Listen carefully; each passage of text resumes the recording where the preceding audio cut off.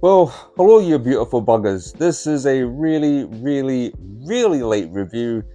A lot has been happening to me in the last couple of weeks, but we should try and get into this because I was February 16th. I was down in Hull for this year's Game of Death 3 presented by Rise. It's their annual the deathmatch tournament that they do every year, and I've never been to a Rise show before. But yes, unfortunately, the last couple of weeks, a lot of things have happened in my life, and also the last week I have been getting over quite a bad cold and chest infection. I'm doing my best. I'm going to do my best in this video, try not cough as much as I usually fucking do. But anyway, look, let's. Most of you have already probably watched the show on. Let me just put that light there. Most of you have already probably watched the show already. It's up on IWTV, and you can also buy the DVDs as well from the Deathmatch Outlaws websites. I will try and leave a link for that as well because they have fucking great merch on that website. But anyway, let's get into the first night. Let's get into Games of Death tournament. It was a really fucking good night with a massive shock announcement. I'm sure most of you already know what I'm talking about, but I will get into that later on as well. But let's dive into, before we get to the tournament, let's dive into the three non sort of the three the three non-tournament matches that happened in this, and there were some good ones as well. So the opening match of the night was a fucking good death match. Trust me, if you watch the show, there wasn't a bad death match on this show. This show was really fucking good. The opening match was our man, one of the top guys in British deathmatch wrestling right now, Clint Margera, and he was taking on, well, the man who pretty much runs and owns ICW No Holds Barred, Danny D'Amanto. And if you watch the show, watch D'Amanto go through the crowd, you will see me in a lovely grey woolly hat and my bleeding gum hoodie, giving props to Danny D'Amanto. But yeah, this was this was a really good opening match. However, a bit unlucky. I think I'm gonna say it was maybe the second or third. I think it was the third trim shot of the fucking night, and Clint Margera got a really nasty cut just above his eye. You can tell instantly that something went wrong, and the amount of blood coming out as well. And they had to quickly patch him up to continue the rest of the match. But man, Clint's a fucking warrior, isn't he? Sometimes, and he will just get on with it. And yeah, these two had a good hard hit. It was a good opening match, I think, to set the night up. Well, I say set the night. After that third tube shot and the cut open, I was like, that could be a bad omen for us tonight. But luckily it didn't happen. But anyway, look, a really good opening match. It was Clint Margera as well who picked up the win against Danny D'Amanto as well. The match lasted 11 minutes and 16 seconds. I have no idea why I give you the times, but I just do. And yeah, so good opening match. Really enjoyed it. Obviously, I've seen Clint before, and it was cool seeing Danny D'Amanto as well coming out. He did a small promo to get the British audience hyped up for the Americans, and it was really cool seeing them. So we're going to go down to tell you what we will talk about. We will talk about this next non-tournament death match that happened as well, because it was Emerson Jane taking on from the States Tommy Bandera. And yeah, I know who Tommy Bandera is. I've never really actually seen him perform live, and yeah, fucking cool. He was cool. He came out with MM3 was there that weekend, and we also had, let me get this name right, it's Darren McCarthy, 4-time Stanley Cup winner. Darren McCarthy. I think if I'm butchering your name, I apologize now because you are a legend, sir. It was so fucking cool to see you. Anyway, so look, Emerson Jane, obviously we know about her from Scotland. She's had a really good year in deathmatch wrestling so far. I mean, last year she was in the NGA 8. She just recently won TNT's Dead or Alive 5 event. And yeah, these two, again, it was another fun match. Tommy Bandera doing really well with the crowd, getting the crowd hyped up. He was definitely obviously playing the heel in this as well. And especially during the match where he started saying stuff like, F the king, like trying to annoy the crowd. So obviously what did the crowd do? Chant that right back at him. Of course we don't like the fucking king. But no, he was really entertaining, really fun, really good with the fucking crowd. These two had quite a fun, a good fun death match here. The whole Vendetta healing up to, obviously, even the fact that he's wrestling a woman as well. But no, he was fantastic. And obviously Emerson Jane is she's on a high right now. She's getting booked everywhere at the moment. She is getting she's getting a push. I'm really proud of her, obviously, being that she's a Scottish deathmatch wrestler, and she's obviously killing it now in America. and hopefully she'll get more bookings. And we see a really good bright future for Emerson Jane, and she picked up the win here against Tommy Vendetta. It was a big pop in the crowd for that one too. He got his just deserves at the end of that fucking match, so he did. But that was also an excellent fucking non-tournament match, and the final non-tournament death match, another banger too, from two of right now probably the best names in UK deathmatch wrestling period right now, and it was for the Rise European Deathmatch Championship belt, which I think is one of the nicest looking belts right now going in Britain. And it was Lou Nixon taking on B.A. Rose, and B.A. Rose, both these guys are hugely popular. Obviously, I've had my problems with Lou Nixon in the past online.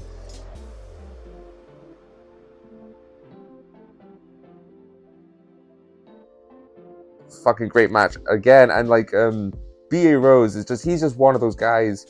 No matter where he goes, people love him. I just hear big chants for this guy every time I've seen this guy, and he's fucking got a great look.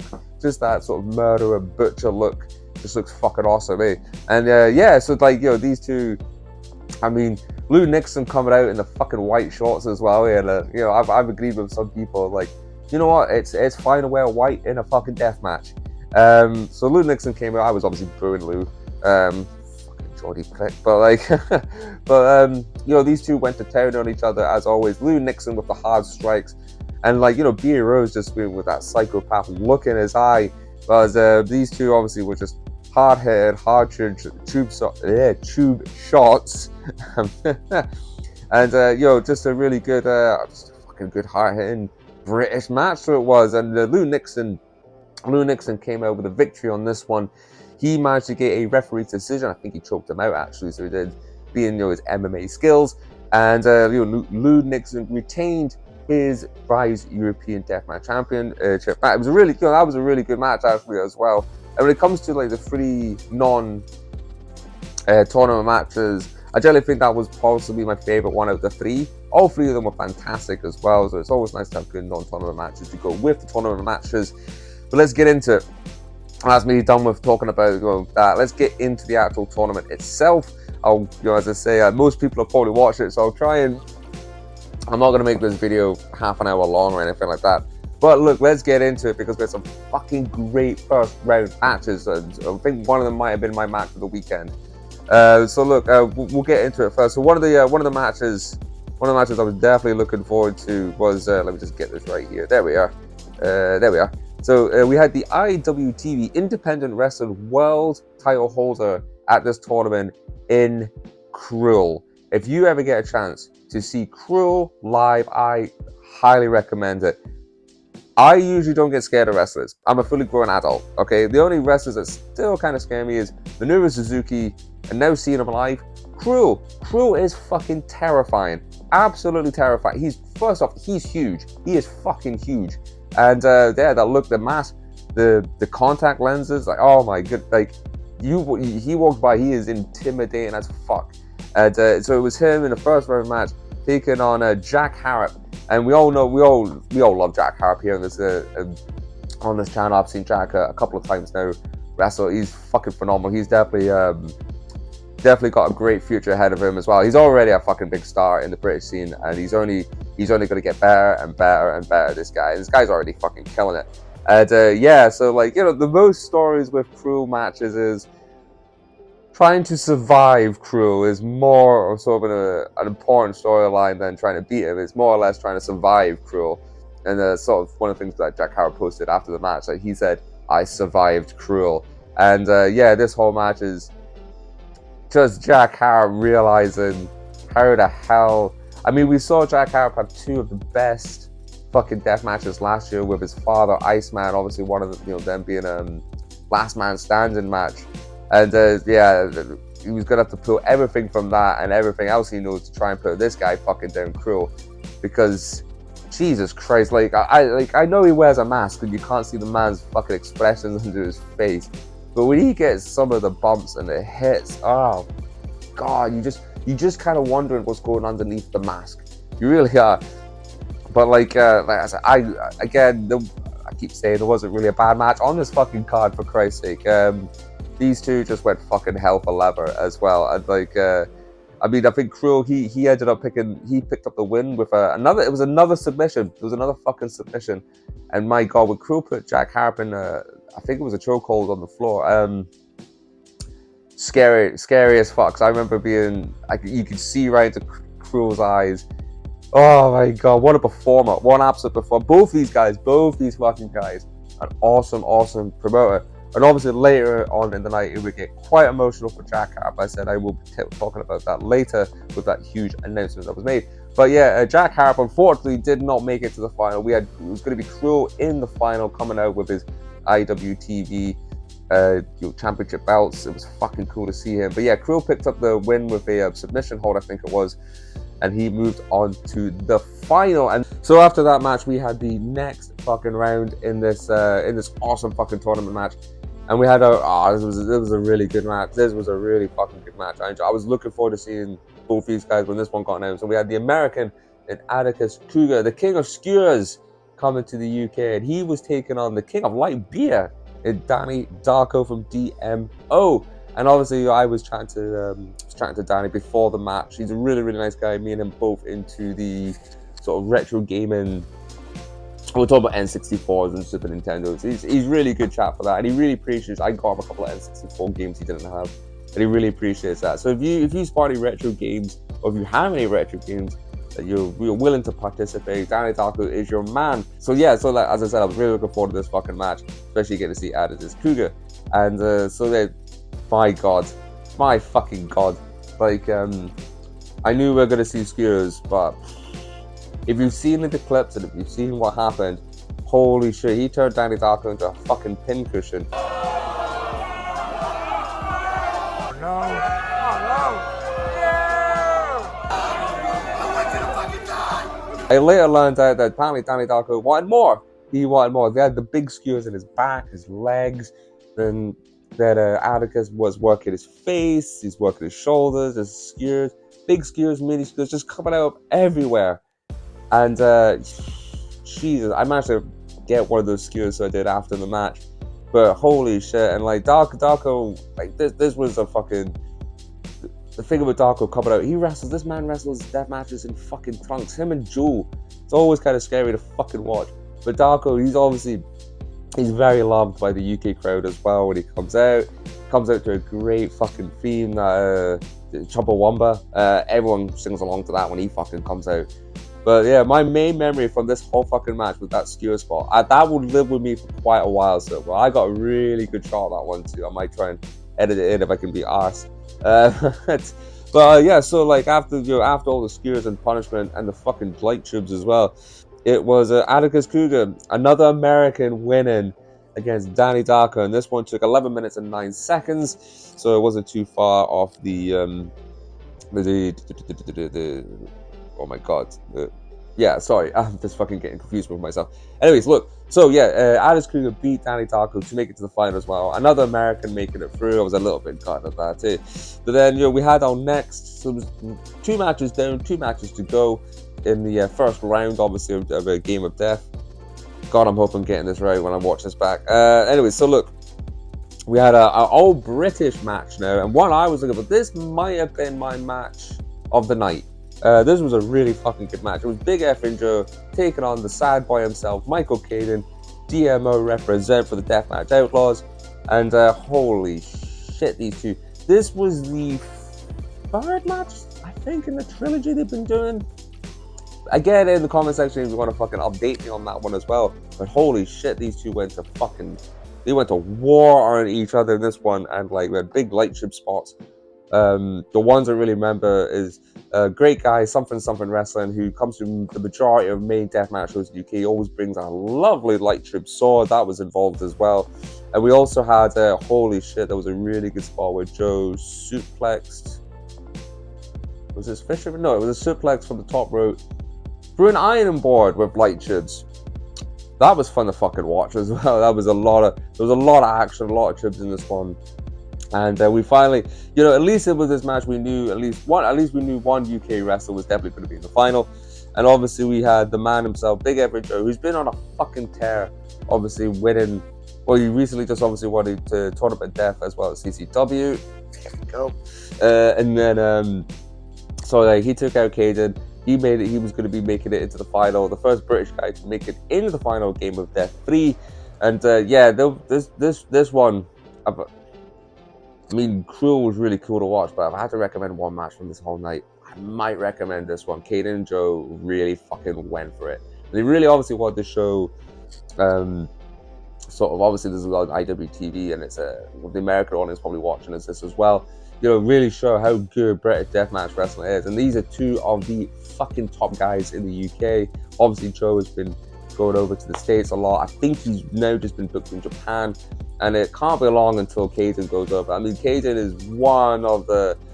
He's a name that definitely needs to break out of the UK. I think that's one...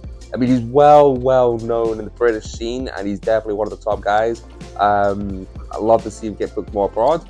And he is definitely a future fucking deathmatch star. He's awesome as well. He's such a lovely guy to talk to, Caden. But yeah, so Joe picked up the win. He made it into the fucking final. And we had one more first round match left. And this is what I was definitely looking forward to, because it's not often you get to fucking watch this one. And this one, holy shit. We had two legends. So one of the big names that got announced this tournament last year was from Japan, and they announced Abdullah Kobayashi at this fucking thing. When they announced that name, I went, yeah, that's a good enough reason to fucking head down for this fucking thing to get to see that guy. But not only did we have Abdullah Kobayashi from Japan, holy crap, like the first round against the grandfather of British deathmatch wrestling. I've talked about him before. I've seen this guy wrestle before. I've luckily seen this guy wrestle, and it's the Iceman, the legend, Jack Harp's dad. Holy shit, like what two fucking huge legends of the game. Just fucking what a holy shit moment that was. I don't think they've ever faced each other before. I don't think so. Getting to see Abdullah come out. Abdullah's brilliant, by the way. He is, what a lovely guy for someone who looks that scary. I remember waiting in line to get into the venue. It's the Welly in Hull, and he was just walking along the line with a fag in his mouth, with a little towel over his head. I was like, okay. He came out, he got everybody to do a fish and chip chant, because he loves fish and chips. So it was just really cool to see Kobayashi come out, and I said get to see him taking on the Iceman. Wow, that doesn't happen often, does it? And yeah, these two, wow, just in awe of watching these two in the fucking ring, scrap around the audience as well, which was great. They were some of the live stream shots too. We got the traditional Kobayashi fork spot in the head, which was fucking cool. And yeah, I really fucking just, you know, I didn't care who won this match. It's one of those matches where it's like, I really don't care who wins this match. I'm just so happy that I get to say that I've seen this match live. And I'm sure everybody else that was there too is feeling the fucking same.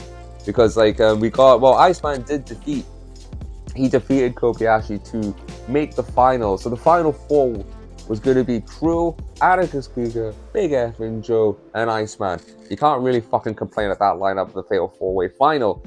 However, and this is probably the biggest news that came out of the whole fucking weekend, a big shock too. So just before, when they were setting up for the final, Iceman made an appearance to make a promo. And I say promo, wow, I almost dropped my drink when he said this.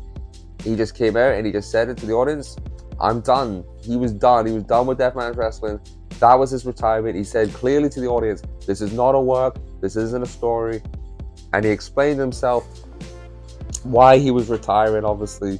And he just said he had nothing more left to give. And to be honest with you, Iceman, you have nothing else to give. Like, you don't have to give anything else to the fucking business, mate. You have earned it. You have deserved it. You've got nothing else to fucking prove. You're a legend in the game. Everybody, it was a very emotional moment. Obviously, his son Jack coming into the ring as well. Very emotional, with tears. And yeah, I'd say no one saw that coming. It was a big shock, but I'd say we all love Iceman. Iceman, if you got to see the guy live, you're very, very lucky. He was very fucking, very prominent in the deathmatch. He helped the deathmatch scene in the UK grow. I can't praise this guy enough, and I was very lucky. The first time I actually got to see him was last year at Ultraviolet Referendum against Clint Margera, and I only got to see two of his matches live. But I was lucky enough to get two of those matches were him against Clint, and his last match against Abdullah Kobayashi. That I get to say that. So thank you, Iceman, for everything you've done. This channel, just everybody loves you here, and yeah, just like get your feet up, man. Well deserved. You're a fucking legend in the game, and yeah, thank you, Iceman. Thank you so much. So yeah, a bit disappointed, but as I say, you can't hate on the Iceman. I can't hate on that. Like, I love the guy. The guy is fucking fantastic. So yeah, so this final got changed into a triple threat now, and holy crap, yeah. So after that shocking fucking announcement, we got to the final, and Iceman was very kind. He sat at the bar, bottle of water, and he was chatting to fans, and he was very, very fucking kind, and everybody just loved him. But like, yeah, so this fucking freeway though, holy shit. So the story on this match definitely was, as much as they probably don't like each other, Big Joe and Anderson Cougar basically teamed up to literally bury Cruel. They buried them under God knows how many fucking, all the barriers, all the fucking barriers. Then the chair shots, then the light tube shots as well onto the barriers as well. Like, they just went to town on Cruel to try and keep him out of his match. And then it was kind of sort of coming down to Joe and Atticus. And like, yeah, this match had all your usual big tube shots. Atticus obviously with the skewers as well, which is what he's known for. Joe is obviously great with the fucking crowd as well. He's always got great charisma. And everybody kind of cheering on Joe, being he's the only UK guy in there. And, you know, Cruel, later on in the match, crawling out the fucking pile. Just can't keep that man. He's just a monster. You just can't keep Cruel down. And, you know, I don't know how they managed to get Cruel away. I think there was some... Oh, no. Was it that one? I can't remember the spot now. But no, there was some crazy shit that went down. I think it was that match. No, I can't remember. Anyways, so I should really watch it again. How unprofessional. But look, yeah. So look, this match went. It was 12 minutes, 12 minutes 57 seconds, and yeah, we got a satisfying UK fucking win finally from Joe. And like I said, Joe has been winning fucking everything. Absolutely everything. I mean, my first deathmatch tournament I went to, Dead or Alive, last year at TNT, he won that. He obviously went and won Tournament of Death as well. He probably is the biggest name in British deathmatch wrestling right now. And this was a well-deserved fucking win for him. He has just been killing it. He's now been booked for Japan, so anybody from Japan that's watching this, you should definitely go your way to go watch Big F and Joe if you get a chance to see him in Japan. I think he's going to be very big in Japan. Generally, and you've got people like Jack Bennett who's already going out there too as well, representing UK deathmatch wrestling in Japan. So anyway, look, this is sort of the end review. I know it's not been the greatest review I've ever fucking done. I've tried to get through it. I know most of you have probably already watched the show, and I don't blame you. It was fucking excellent to watch. But look, I will get back to you from another more quite interesting review that I've got to go through, unfortunately. But keep an eye out for that video. I hope everyone's doing well. I hope everyone enjoyed themselves at the whole of the weekend, especially the first night. The tournament was fucking really, really good. Really fucking enjoyed that one. So yeah, I will come back again, and hopefully I'll try to stay fucking ill-free, and maybe, you know, my life will calm down for a minute where I can actually be more consistent with these videos. So look, anyways, I love you loads. Love you loads. Yeah, love you loads. And then I will see you again for another video. So you guys have a fucking smashing day today.